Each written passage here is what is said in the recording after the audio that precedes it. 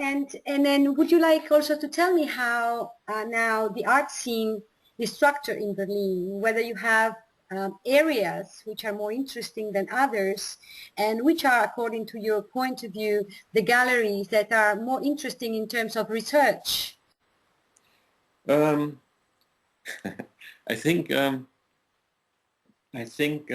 we still the development has been really consistent over the last 15, 20 years because of I think this is we are still feeling. I mean, it is funny, you know, because it's 20 years after the fall, more than 20 years after the fall of the wall. So we've had like the first generation of artists who are coming to Berlin who have never experienced the wall, but it is still due to this kind of the political dimension of the fall of the wall that has actually kept the institutions busy, and so busy that they were, you know, that they had to, or felt that they had to still communicate political things at a time when a new art scene in the early 90s was emerging here. So I think it is only now that the big institutions are trying, or really consciously trying, to keep up with the developments.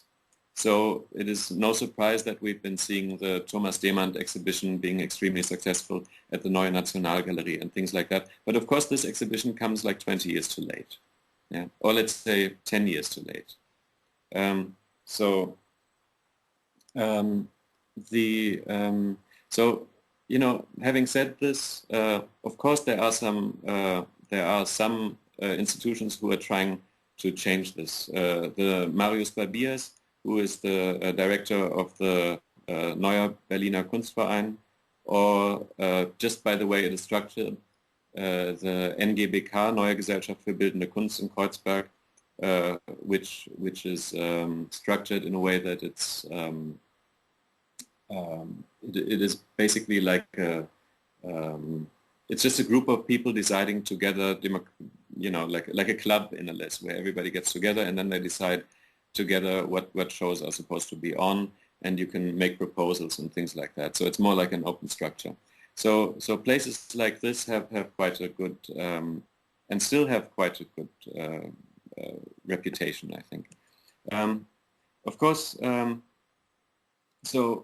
but the dynamics still come mainly from a group of gallerists who started their galleries in the mid-90s and who have been, you know, taking control of the Berlin art scene and are very much in a situation of power. And I think they have very interesting big name artists who are still doing quite, or often still doing quite interesting work. You know, it's like you know, the obvious. I mean, some, you know, it's kind of the obvious names, you know, like Neugarin, Schneider, Neu, whatever, Klosterfelde. If you like, you know, you could add contemporary fine arts, but contemporary fine arts, I think, is something else because they are so much. They seem to be so much concerned with getting their, you know, infiltrating the market and having, you know, just being on the market, and they want to be Larry Gagosian. And I think that is, as such, you know, that's for me, that's not so interesting. So I think what is interesting for me at the moment, or actually in the last 10 years, is actually the observation that that there are quite a group. I mean, the funny thing is about these 90s galleries is that many of them are just like middle class white German guys. And what I find very interesting is that we have had a succession of galleries who are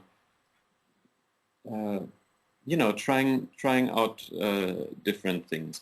And even if they're okay, if they're just middle class German female, you know, that maybe doesn't change so much, but I think it's interesting that you have this kind of gender-related power structure. But no, of course, you also have Zipper in the top league over there. But no, like for example, Soy Capitan is an interesting gallery in Kreuzberg. Tanja Wagner, who is very close to Potsdam, where you have a lot of the Potsdamer Straße, where you have a lot of big name galleries as well, is an interesting gallery. You have Sasa Tush, who has a gallery also around this area in Potsdamer Straße. These are all kind of young, upcoming galleries. Some have been around for 1 or 2 years, some have been around for 5 or 6, but who are consistently working with young artists and who are, you know, who embrace a more political agenda, which I think is interesting, and I think they're doing a very good job at that. You know, like there's also, for example, I think there's also Sabine Schmidt at PSM, where I'm curating this show, and I'm not saying this because Paolo is one of the artists, but I think Sabine has been doing a great job as well. And so I think that's yeah, these would be some of the names that I would like to drop in this context here.